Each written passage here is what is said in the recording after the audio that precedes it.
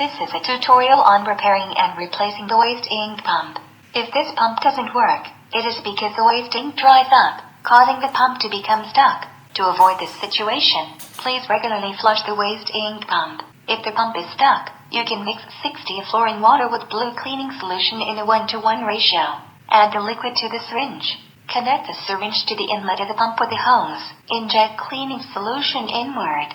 Simultaneously press the corresponding pump switch. Lasting for about 5 minutes can restore the pump to normal operation.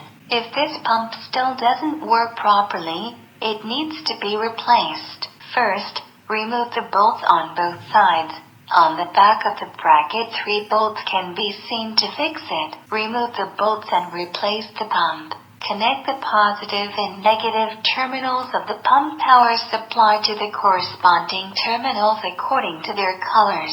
You can also cut the wire. Reconnect the wires of the corresponding colors. Thanks!